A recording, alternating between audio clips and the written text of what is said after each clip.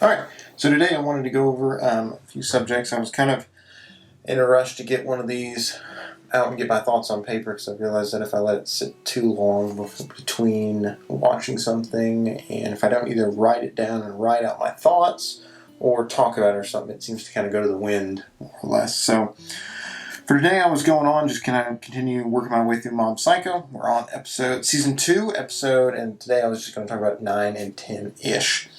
And then one of the things I wanted to do, because this is something that generally all animes do, and they do well, and I saw it done pretty well here, and so I was wanting to see, just kind of go into the detail, and basically that's reusing characters. Let's see.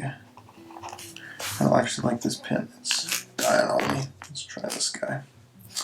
Let's see. Reusing characters. So this is an aspect that I think is really good to do, really good to learn, and to learn to use effectively.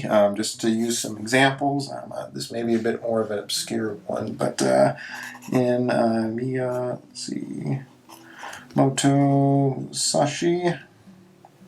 Oops. Actually, I think the book is just called what is it? Yuji.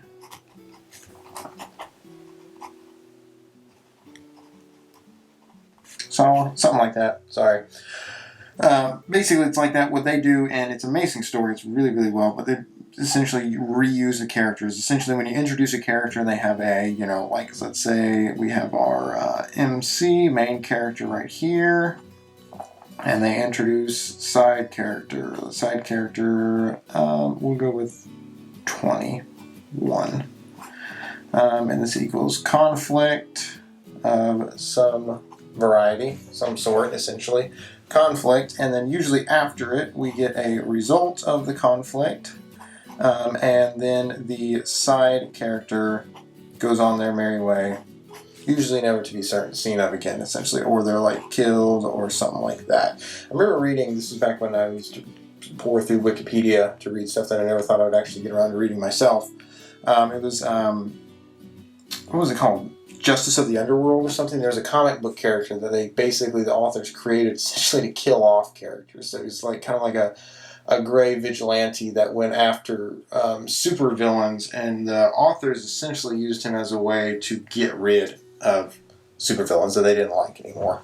So all of a sudden you have a super villain, you don't really like their arc or anything like that, suddenly kapow. You don't have to write anything else from there. We're going to draw a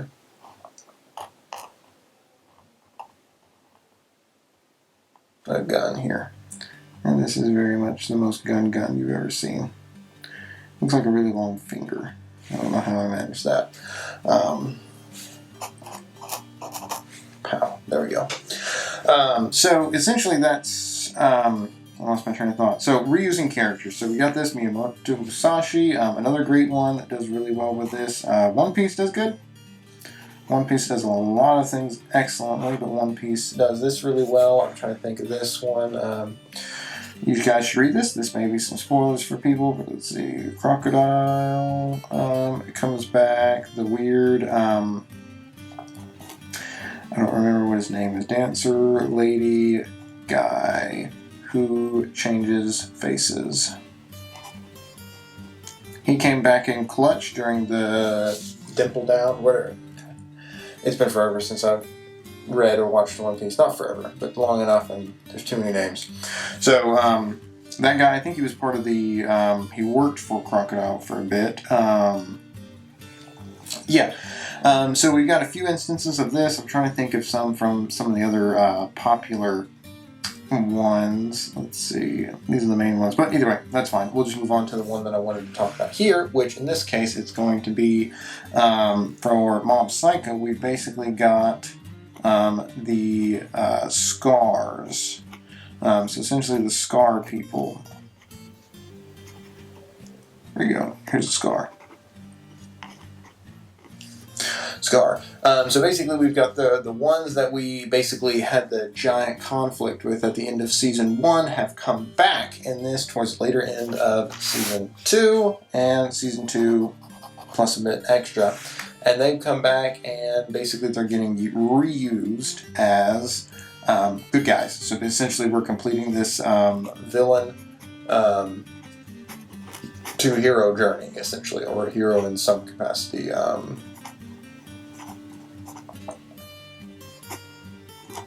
There we go, close enough. And so the question is, what does this give us instead of just creating new characters or anything like that? I think this does a few things. I think one, it is a it's honestly, I think the main, not one of the main things, but a very main aspect is going to be the time. It's time sensitive. So essentially with stories, you only have so much time to be talking about something, and anytime you're talking about one thing, you're deliberately not talking about another thing. So if you've ever introduced or created a set or slew of characters, in which case with Scars, we've got like, I don't know, I think it was like 6 of them or so.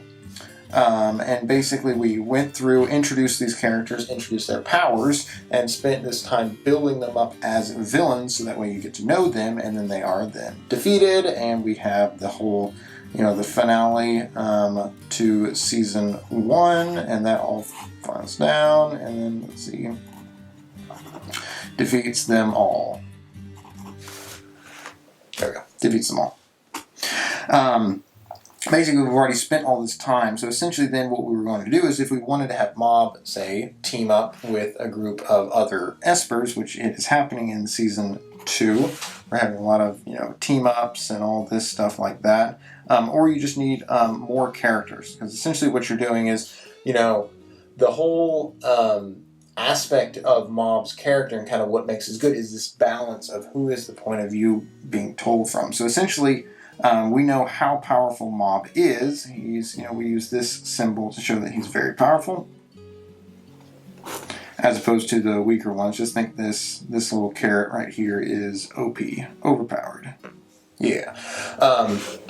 So we know how powerful this is. So if we're going to if this is going to continue to be the case, where Mob is just naturally strong. So there's a few examples with how you can do it. So the One Piece and Naruto formula for how do you deal with powerful characters is you fight, fight then lose, and you do this to demonstrate the power difference. Sometimes this can happen where they fight and they barely win against a guy, and then have that guy then come back and get defeated easily by the other bad guy or something like that. So you're looking for a power difference. So then you have to come up with a solution to the power difference solution, which this is always the great one, which is a training arc. Oops, did my letters backwards there. Training arc. And so essentially what happens in the training arc happens, and then they come back with, more power, and they fight, and then this equals victory. So essentially this is the fight formula, more or less. Because basically what we're doing is we're trying to create drama, we're trying to create suspense, we're trying to create this aspect of they might lose, something might happen, the actual conflict from there. Because if you know that they're going to win, then there is no real conflict. So with Mob's character, what we've got to do, we've got a few interesting, we can have him follow this, but then this kind of ruins his B+. Because basically, essentially, for consistency, these characters are more or less, I would consider them B- characters. The way I do the ranking is basically there's P-, P+. P just stands for protagonist. And little carrot guy. This pen is too thick. I need to get a thinner one. Let's see. Let's find one. There we go. This is good enough. Okay. Yeah, where was it? Yes. So basically you have to recreate this aspect to kind of have the drama, because what does this do? This is conflict. It introduces the could lose, essentially. That's what we're looking at, is this potential. If you know that the main character is going to win, there's no story, unless you do something else. This is what One Punch Man does really well in terms of it. It understands that you have to do this, and so you can do this, you can introduce it by proxy. So basically you can introduce this could lose by proxy by having side characters fulfill this role. And this is what it does. So essentially, if in a story we were wanting to build up Mob and build up the could lose factor, and we were wanting to build up the enemy, build up a boss, show how powerful the boss is. Because remember, we don't know how powerful these people are, so what you have to do is you have to use some sort of measurement, and measurement is another character. So essentially it's a contest of wills. So you know that, A is, let's see, greater than B, and then greater than C, and we're just going to continue from here. D. So essentially what we're doing is we're trying to demonstrate how strong is A, because we have no idea what the values are. So essentially what we're looking is we go, okay, so D is a 1. Based on this fight, he's got a power of 1 person, shall we say, and he loses to C, who has the strength of twice of 2 people. So he loses really easily, and then B loses it to C from here, so then we've got this whole dilemma going on. And then this one is, let's say, we'll just make it everyone twice as strong as the other one prior. So basically then we're using this to slowly build up and give context to how strong this guy is. Let's see. And gives us some context, because basically we have no idea. Essentially it's the whole, I'm a very powerful warrior, but until they're actually tested, you don't really know how powerful they are. They don't know if that's the truth. You just don't know. You just don't know. So we're trying to define that. So essentially what we're doing with Mop Psycho's doing is it's taking and it introduces the boss in episode 10 and everything, and we're also introducing a slew of other characters. So it's got boss, let's see, boss dude. I'm trying to remember what his haircut is, but I don't remember it. So we're going to do his tie, which has like I don't actually remember what his tie looks like either, so we're just going to do that. There's the boss dude. Then we have the Ultimate 5, which is basically the new Scar equivalents from the end of Season 1, where basically you have a slew of characters. So essentially now we need to actually, once we've got this character introduced, we need to figure out a way to talk them up. We need to show how powerful they are, because this wouldn't be much of a story if you introduced it and then you introduced the second set of villains, essentially the Season 2 villains, and then they were just immediately defeated. That's not much of a story, there's not much there's not much drama, there's conflict, potential to lose, all that kind of just falls flat. So what do you need to do? Well, we need to prove to the audience, we're going to prove to prove to the audience that these guys are stronger than anyone we've ever faced. How do we do that? We take someone that we have faced. So in this sense, we take, let's say, a C villain, and we're going to throw them up against our newly established B villain, and they're going to fight, draw some swords, and all that. I don't know what these are, guns. What's conflict signs. And basically then we're going to show, C equals defeated in our math equation right here, and B equals victory. So we've got this whole dynamic going on. So we finally found a way to establish that how strong B is. Now, the nice thing, though, is that we got a little problem here. If we're just going to throw a C character in here, we have to know how strong the C character is, because if you have Random Man 7, let's go with Random Man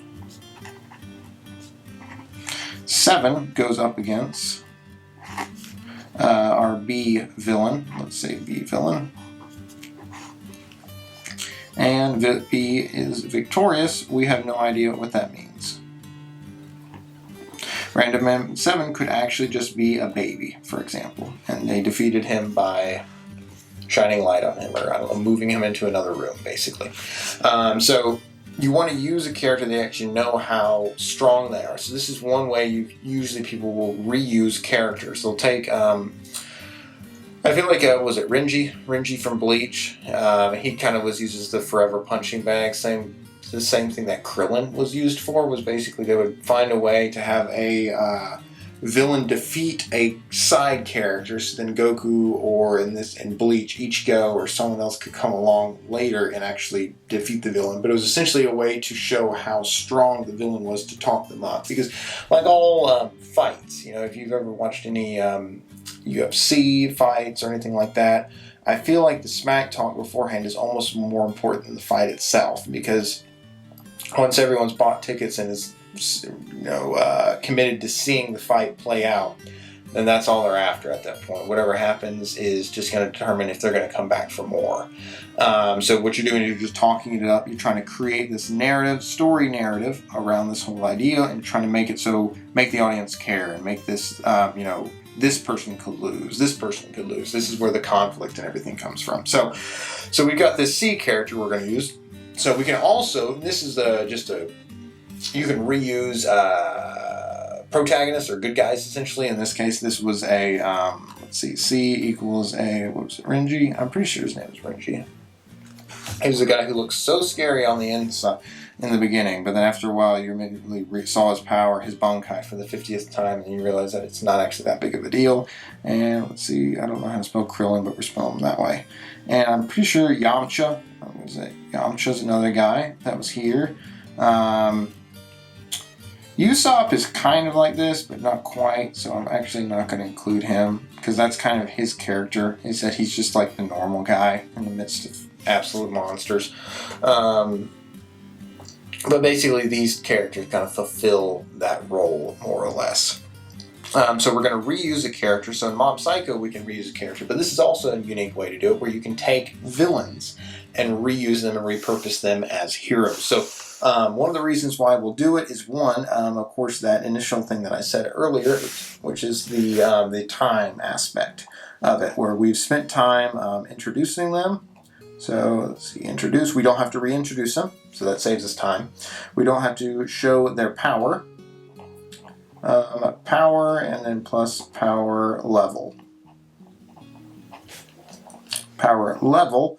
So this is what it gives you, essentially, in terms of raw resources. You know, we're talking, what is it, Age of Empires, and we got stone, let's see, wood, and gold, and etc. Basically, these are just the factual framework references that we can use for. But the other thing it'll let us use is it shows character development, essentially. So it lets us develop this character dev, develop as well, because what is this? This is usually ends up change. So if you take a villain and make them a hero, you've got change. End of story. And that makes that's interesting. We get to see the characters grow. We get to see their own motivations happen. Because remember, if you just take a picture or a snapshot of someone and say, show me your personality or show me your character, they don't know what to do. Similarly, if you were asked that, tell me about yourself. And you're like, gosh, I hate this question. There's nothing more that I hate more. I don't know how to talk about myself. And essentially it's the same thing for characters. We don't know how to talk about characters until, let's throw them in a situation and see how they react. Let's see how they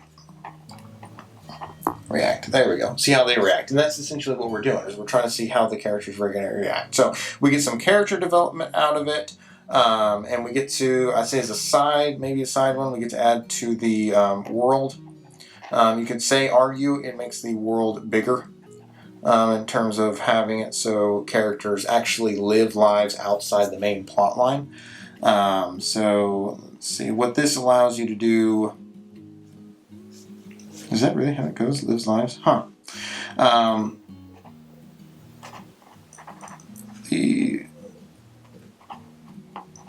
The main plot. Yeah, so what we're doing here is we're adding a little bit of depth, and this is something that you can kind of skip over or not, depending on how much time you actually focus on it. So what we're going to be aiming for is obviously to try and pull on that, but this is what these side characters give us, is they let us save all this, and especially because, remember, if you're introducing a new villain, you don't want to take all the time to redo all this work. So what you're doing is you've defined, if you're coding, you've defined an object, or if you're an artist, you're using a template or something like that. You're basically using an acronym or something like that. You're essentially inserting this previously used shortcut, more or less, to then make it so you can actually skip to the good part. The good part being the actual fight, or use it to establish the character of the villain and then move on, because you don't want to spend too much time about it. And the other thing that this does for Mob, of course, is, remember that in the earlier previous ones I've talked about this, let's see, different point of view. You know, who's telling the story?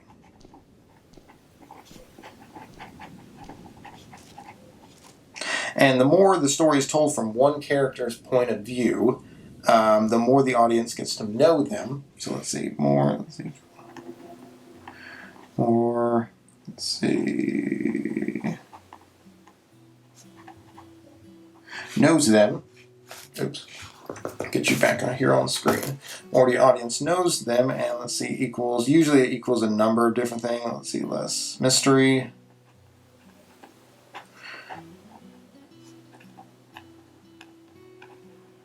Less powerful. Usually what it is we know what they're capable of. And essentially that's what it is. So basically, you know, if you've got your C villain over here, and you know he's kind of a C villain, and you see a B villain get introduced, then you kind of know what's going to happen. So the fight gets a lot less interesting. It's kind of the unfortunate side. It's the reason why Renji and Krillin characters and those types, they get boring. They get really boring after a while, because you kind of know that they're not really getting any stronger because they've been weaker in this case than Ichigo or Gohan or Goku or anything. And you can kind of see and watch them, and you can tell that that's not changing anytime soon, and it hasn't changed. So why should it be different? And it's not. So this different point of view where you're less powerful, and so basically it lets you kind of advance the story through without telling it from Mob, so that he doesn't fall to this one. So we don't really know what Mob is going to be capable of. So we don't know how powerful he's going to be in this situation.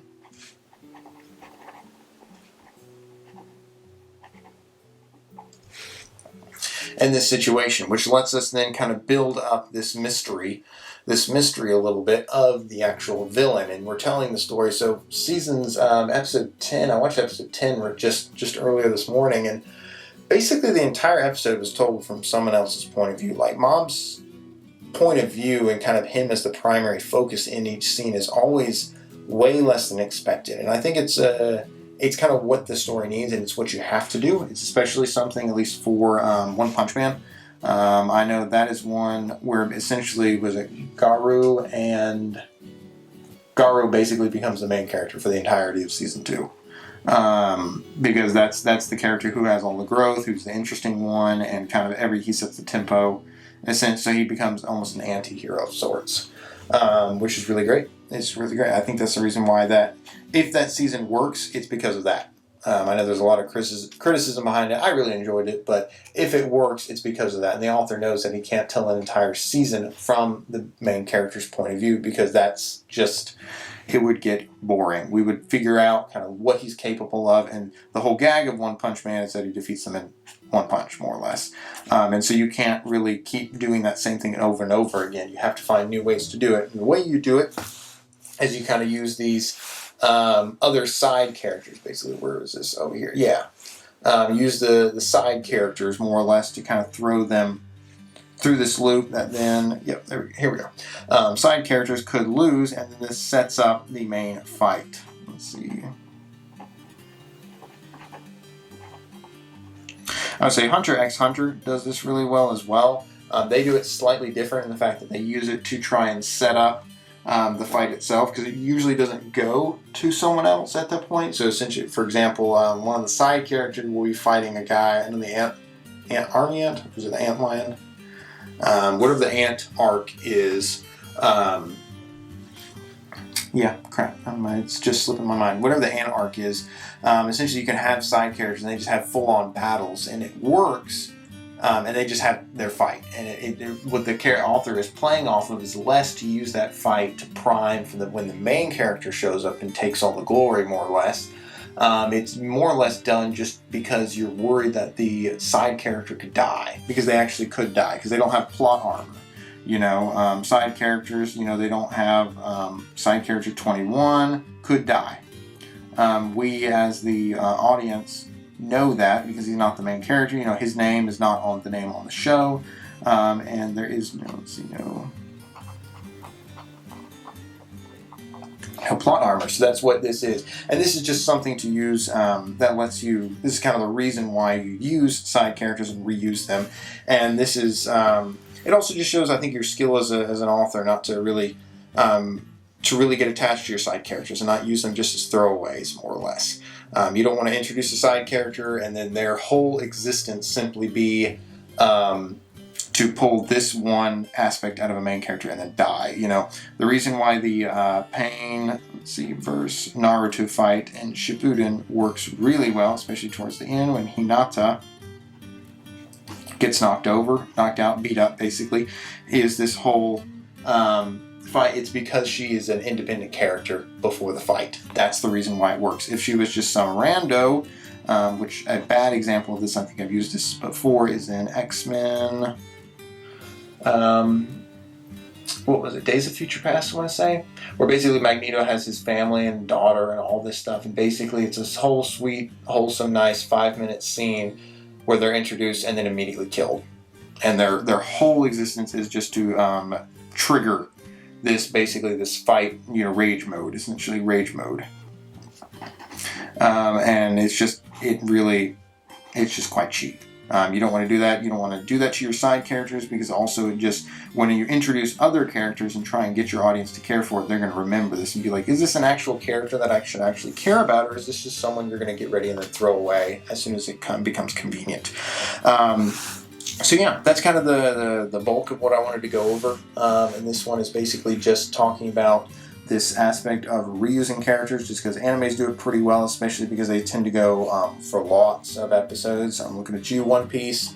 I think One Piece is 1,000, plus episodes, I think. And essentially what you want to do is it also lets you flesh out your other characters because they can bounce off of them. It lets you flesh out the world. Probably more importantly, especially for these big ones, you want a large world with lots of characters, because that's actually what the world is full of, and that's what you want to do. And reusing characters is just a nice way to kind of flesh that out while save time and then keep it from being boring. You do not want it to be slow and boring. That will kill any story immediately. That's it. So I appreciate you guys watching it, and I will look forward to talking to y'all on the next one.